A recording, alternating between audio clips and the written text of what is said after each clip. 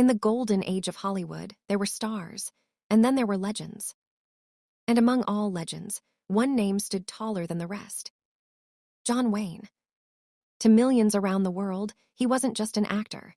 He was the symbol of strength, courage, honor, and unbreakable will. He was the face of the American West, the fearless soldier, the unshakable hero who always stood tall when the dust settled and the gunsmoke cleared.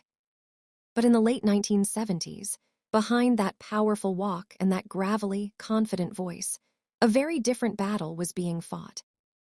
A battle no camera could capture. A battle no script could soften. A battle that even John Wayne could not win.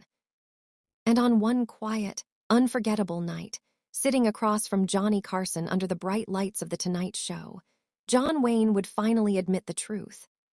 He was dying. But to understand how that moment came to be, you have to understand who John Wayne really was. The man who never showed weakness.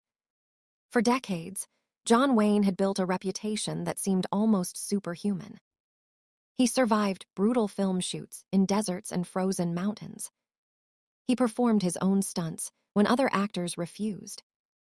He worked through injuries, illnesses, and exhaustion without complaint. To the public, John Wayne never slowed down. Even after he was diagnosed with lung cancer in 1964 and had an entire lung removed, he returned to films as if nothing had happened. Doctors were stunned. Friends were amazed. Fans believed he was indestructible.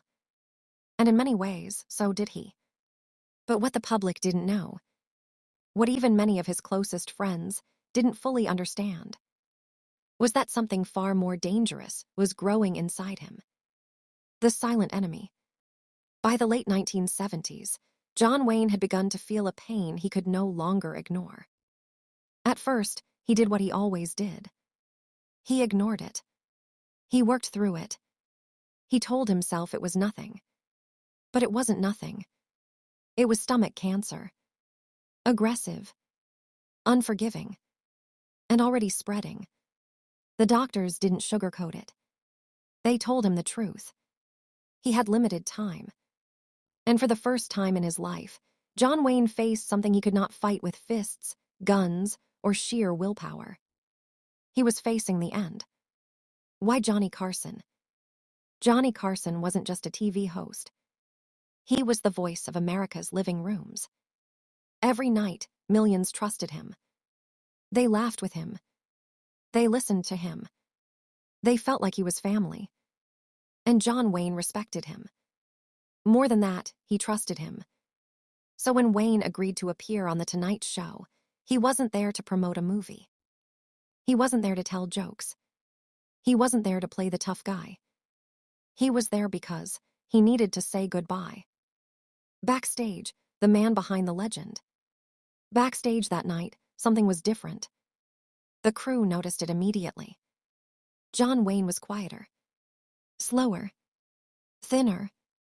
The famous walk, still strong, but heavier somehow. A stage assistant later said. It felt like everyone knew this wasn't a normal interview, but nobody said it out loud. Johnny Carson himself sensed it. When he went to greet Wayne before the show, he saw it in his eyes.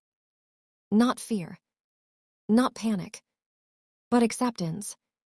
The cameras turn on. The audience applauded as always. The band played. Johnny smiled. And then he introduced the guest. Ladies and gentlemen, the Duke, John Wayne. The crowd erupted. John Wayne walked out, waved, and sat down. To the viewers at home, everything looked normal. But beneath the surface, two men were about to have one of the most emotional conversations in television history. The first cracks in the armor. At first, they talked about movies. About the old days. About Hollywood. They laughed. They joked. But then Johnny gently changed the tone. He asked about Wayne's health. Not in a dramatic way. Not in a sensational way. Just honestly. And for a brief moment, John Wayne didn't answer. He looked down. Then back up. And said something that stunned the audience. Well, Pilgrim, I've had a pretty good run. Johnny looked at him. He knew. The audience didn't, but he knew. I'm not gonna beat this one. Johnny asked carefully. How are you really doing, Duke? John Wayne took a deep breath. And then he said it. Not with drama. Not with tears. Just with quiet truth. They tell me I'm not gonna beat this one. The studio went silent. For the first time, the invincible John Wayne had admitted it out loud. Why he chose to say it. Later, a friend would explain. John Wayne didn't want rumors. He didn't want whispers. He didn't want lies.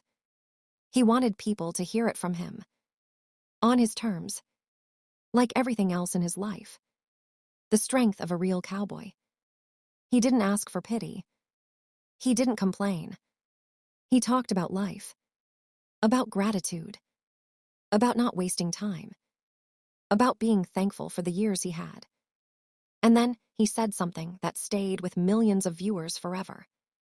A man ought to face things standing up. After the show, when the cameras stopped rolling, several crew members were crying. Johnny Carson later admitted, that was one of the hardest interviews I ever did. Because he wasn't talking to a guest. He was talking to a man, saying goodbye to the world. The final months. John Wayne would live only a short time after that. His health declined, but his dignity never did. He stayed strong until the end, just like the heroes he played. The day the West lost its greatest cowboy. On June 11, 1979, the news broke. John Wayne was gone. America mourned. The world mourned.